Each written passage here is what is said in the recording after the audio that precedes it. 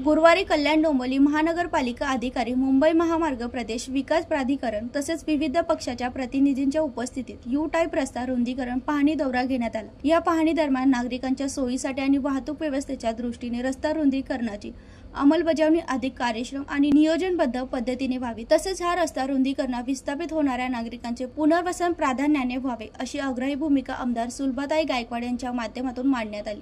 काय आहे, आपल्याला विकास करायचा आहे आणि विकास करायच्या उद्देशाने आम्ही गेलेलो होतो आणि जनतेचंच काम करायचं आहे या उद्देशाने आम्ही आज विजिट केली। अनेक वर्षापासून जी वाहतूक कोंडी होत होती आणि जो विकास आपल्याला पाहिजे होता त्यासाठी आम्ही आज विजिट मारली।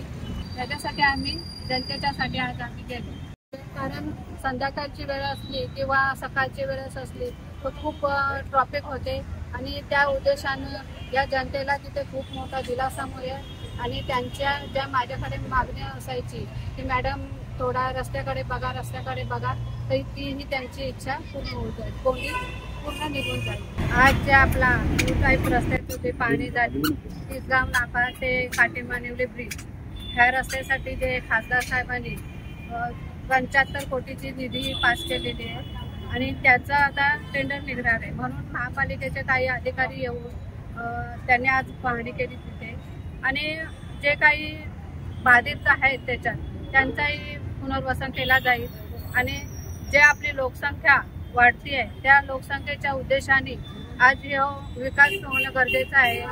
जे आपली म्हणजे खूप वर्षापासून मागणी होती ती आता पूर्ण होत आहे। धन्यवाद।